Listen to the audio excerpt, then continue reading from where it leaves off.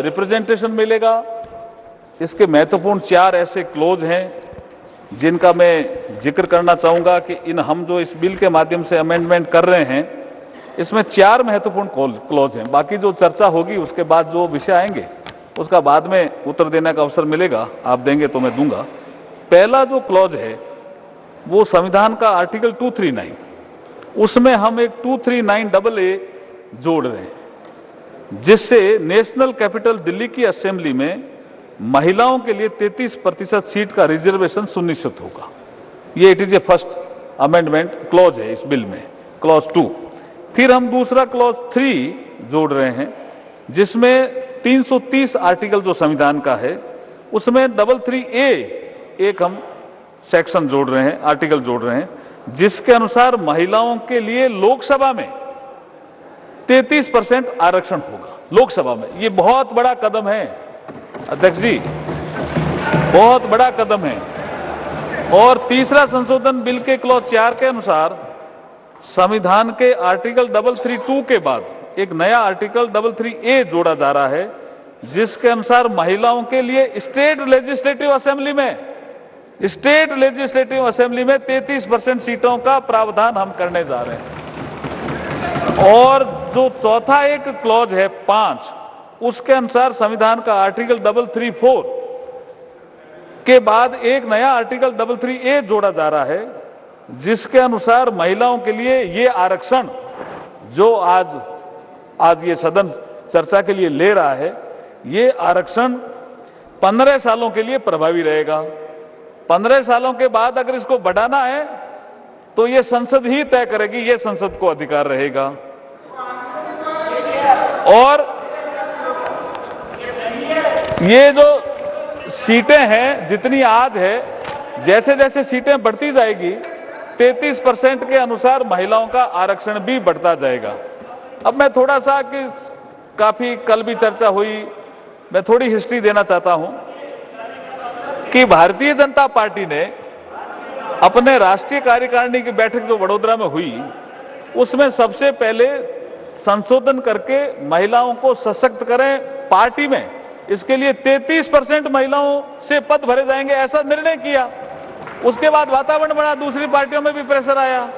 अब किया कि नहीं किया मुझे पता नहीं है, लेकिन उसके बाद से भाजपा लगातार लोकसभा और राज्यसभा में 33% सीटें आरक्षित करने के लिए निरंतर प्रयास करती रही। और जब अटल जी की सरकार आई तो बिल लेकर के भी आई, कई बार सर्वसम्मति की बैठकें बुलाई सभी दलों की, कई बार प्रयास अटल जी ने किए। 12वीं लोकसभा के समय 98 में, 13वीं लोकसभा के समय 99 में महिला आरक्षण विधेयक लोकसभा में प्रस्तुत किया गया। और उपलब्ध रिकॉर्ड के अनुसार 1996 में 11वीं लोकसभा के दौरान एसटी देवेगौड़ा के समय भी ये पहली बार प्रस्तुत हुआ। उसके बाद ये कमेटी में चला गया और कमेटी ने रिपोर्ट दी। रिपोर्ट देने के बाद लोकसभा भंग हो गई तो वो बिल भी समाप्त हो गया। मैं ये हिस्ट्री इसलिए देना चाहता हूं कि बाद में फिर यूपीए फर्स्ट के समय 17 दिसंबर 2009 में ये जो कमेटी की रिपोर्ट आई, जो बिल इन्होंने पेश किया मनमोहन सिंह जी के समय, इस रिपोर्ट के बाद 9 मार्च 2010 को ये बिल राज्यसभा में चर्चा के लिए लाया गया। 2 दिन चर्चा हुई, चर्चा का दौरान विरोध भी काफी हुआ, कुछ सांसदों ने बिल की कॉपियां भी फाड़ी, लेकिन अंततः राज्यसभा से ये बिल पास हुआ। इसमें भाजपा का सपोर्ट था, भारतीय जनता पार्टी ने खुले मन से सपोर्ट किया था इस बिल का। राज्यसभा में चर्चा तथा पास होने के बाद 12 मार्च को, अध्यक्ष जी जैसा आप प्रक्रिया जानते हो संसदीय परंपरा की, 12 मार्च 2010 को यह बिल लोकसभा में कम्युनिकेट हो गया। लोकसभा के सेक्रेटरी जनरल ने इसको पढ़ दिया तो ये लोकसभा की प्रॉपर्टी हो गया। और जब प्रॉपर्टी हो गया तो उसके बाद कई बार हम प्रतिपक्ष में थे उस समय, हमने भी डिमांड की कि इस बिल को ले आओ, लेकिन इनको सत्ता सुख का ज्यादा विषय था, इस बिल के बारे में चिंता कम थी, इसलिए बिल लेके नहीं आए। फिर लोकसभा जैसे ही भंग हुई 18 मई 2014 को तो ये बिल भी लैप्स हो गया। तो लोकसभा में तो कभी इनके पीरियड में चर्चा के लिए नहीं आया। फिर मैं ये कहना चाहता हूं कि ये कल जो अननेसेसरी ये विवाद कर रहे थे, संविधान में साफ लिखा हुआ है, आर्टिकल 107 के सब आर्टिकल 5 में प्रावधान है, यदि कोई बिल लोकसभा में लंबित है तो वे लोकसभा के विघटन के साथ ही लैप्स हो जाएगा। It is a constitutional provision. तो मैं आपके माध्यम से ये कहना चाहता हूं कि ये बहुत महत्वपूर्ण बिल है। इसमें अगर सर्वसम्मति बने आपके माध्यम से तो बहुत अच्छा रहेगा।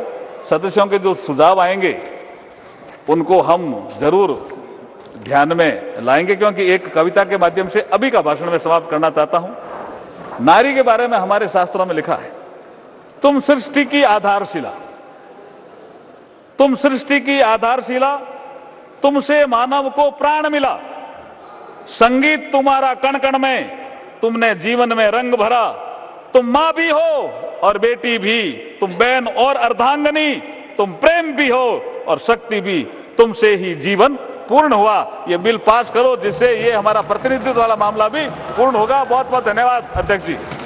मैं चाहता हूं कि चर्चा प्रारंभ की जाए और सर्वसम्मति से बिल को पास करने का प्रयास किया जाए। आपको एक मिनट, आपको पूरी डिबेट पे पर्याप्त मौका दिया जाएगा, उस समय आप विषय रख देना।